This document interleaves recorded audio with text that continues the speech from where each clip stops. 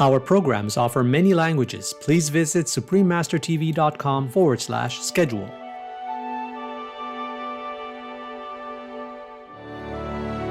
He undertook the office of a mediator from eternity with delight. He then delighted in the thoughts of saving sinners, and he still delights in it.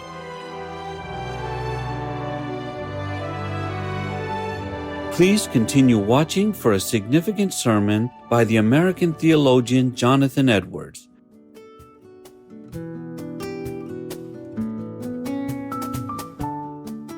Afiomai, caring viewers. Afiomai means welcome in Samoan, one of the official languages of American Samoa. I am Laki. The hospitable people of American Samoa wish you lives full of pure joy and contentment in God's love.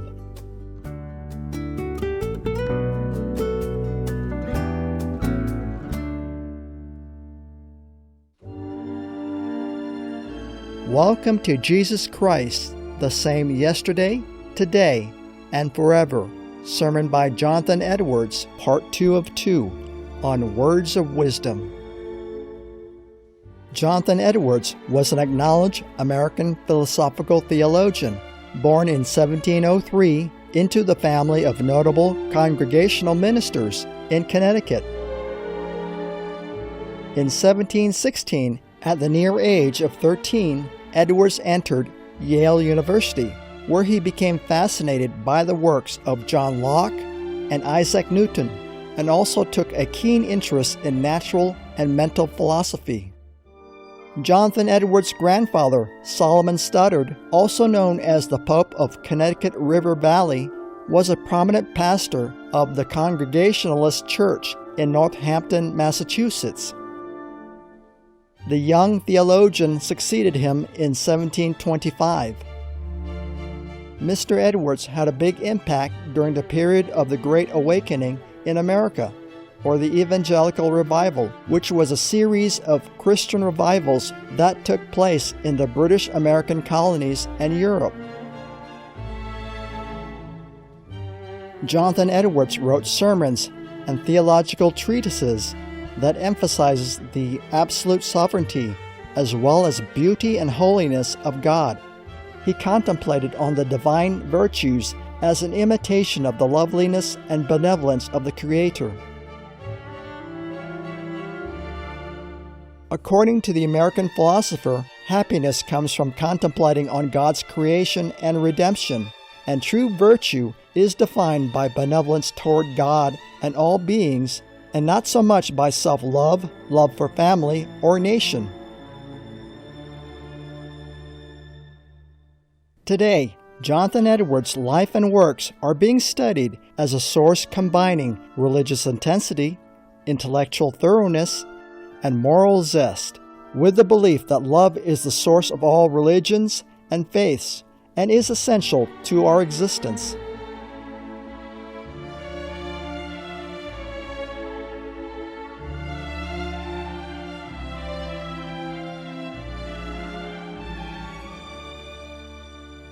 We will now continue with an excerpt from Jonathan Edwards' sermon, Jesus Christ, the same yesterday, today, and forever, which represents a homily with the clear intention of bringing the reader to a realization of the everlasting, never-dying service of the Lord Jesus Christ.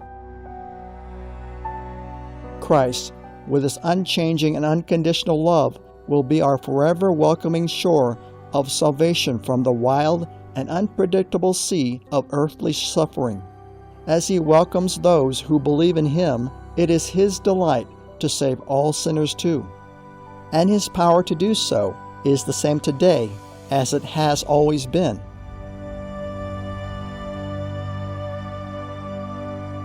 Jesus Christ, the same yesterday, today, and forever.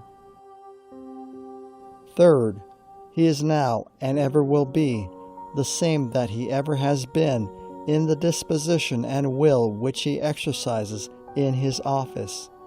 He undertook the office of a mediator from eternity with delight. He then delighted in the thoughts of saving sinners, and he still delights in it. He never has altered from the disposition to accomplish it. When man actually fell and became a rebel and an enemy to his Father and himself, still it was his delight to do the part of a mediator for him. And when he came into the world and came to his last agony, when the bitter cup that he was to drink was set before him, and he had an extraordinary view of it, so that the sight of it made his soul exceedingly sorrowful, even unto death, and caused him to sweat as it were great drops of blood, still he retained his disposition to do the part of a mediator for sinners, and delighted in the thoughts of it. So even when he was enduring the cross, the salvation of sinners was a joy set before him. Hebrews 12:2. And he never alters from his readiness to receive and embrace all that do, in faith, come to him.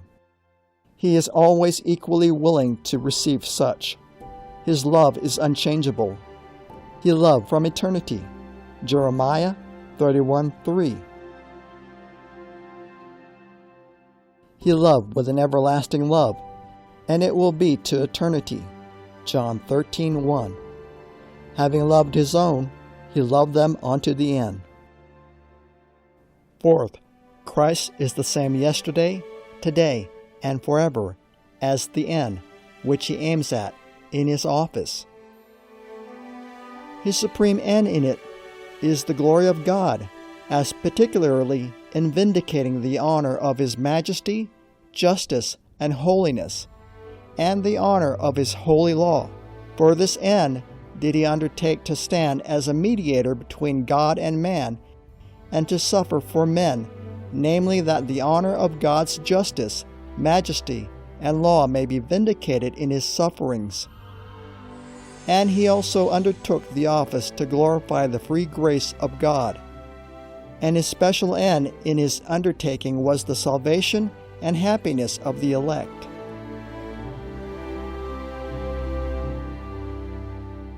These two ends he has in his eye in all parts of the work of his office, and these two ends he unchangeably aims at.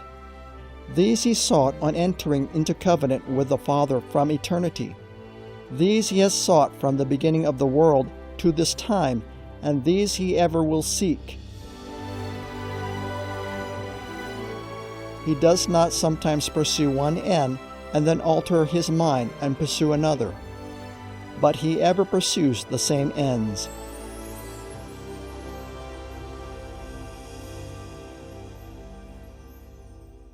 Fifth, Christ ever acts by the same rules in the execution of his mediatorial office.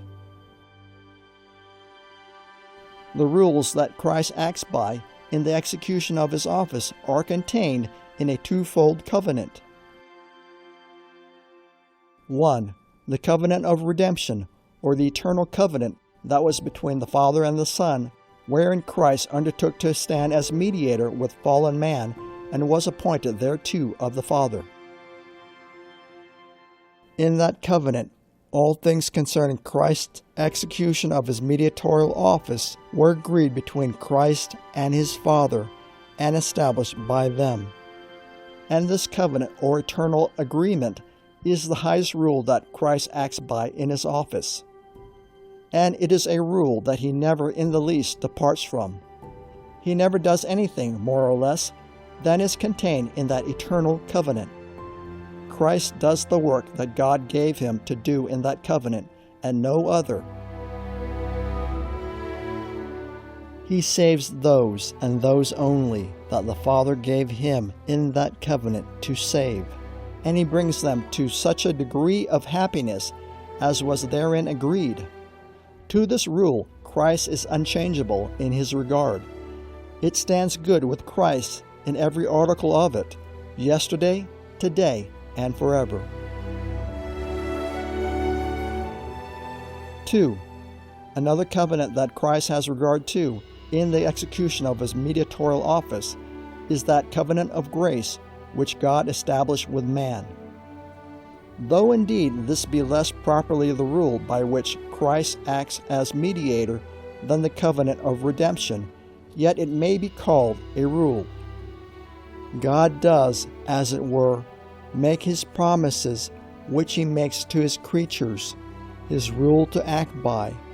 That is, all his actions are in an exact conformity to his promises, and he never departs in the least degree from them, as is the case with men with regard to what they make the rule of their actions. God's promises are consequent on his purposes and are no other than the expressions of them, and the covenant of grace is not essentially different from the covenant of redemption. It is but an expression of it. It is only that covenant of redemption partly revealed to mankind for their encouragement, faith, and comfort. And therefore, the fact that Christ never departs from the covenant of redemption infers that he will never depart from the covenant of grace. For all that was promised to men in the covenant of grace was agreed on between the Father and the Son in the covenant of redemption. However, there is one thing wherein Christ's unchangeableness in his office appears, that he never departs from the promises that he has made to man. There is the same covenant of grace in all ages of the world. The covenant is not essentially different now from what it was under the Old Testament and even before the flood, and it always will remain the same. It is therefore called an everlasting covenant. Isaiah 55:3.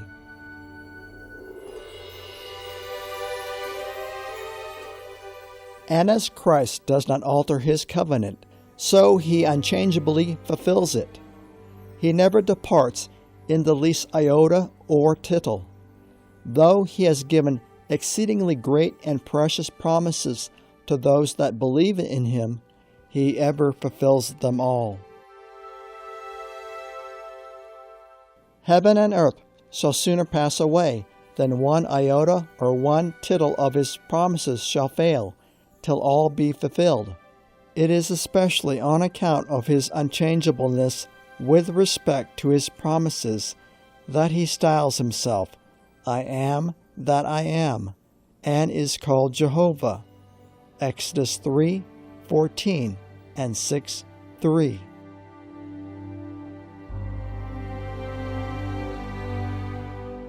Sixth, he is in many respects unchangeable in the acts which he exercises in his office. He is unchangeable in his acceptance of those that believe in him and never will reject them. And he is unchangeable in his complacency and delight in them. He is unchangeable in his intercession. He ever lives to make intercession. Hebrews 7:25.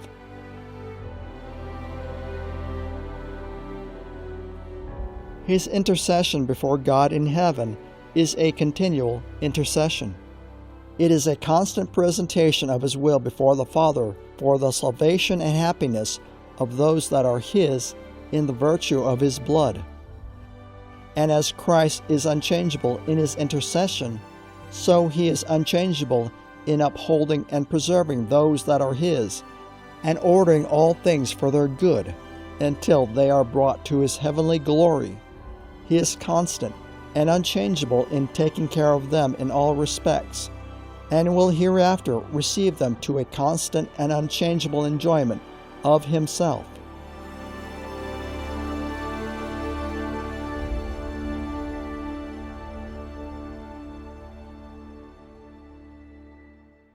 Blessed viewers, we thank you for your kind presence for today's Words of Wisdom entitled, Jesus Christ, the same yesterday, today, and forever.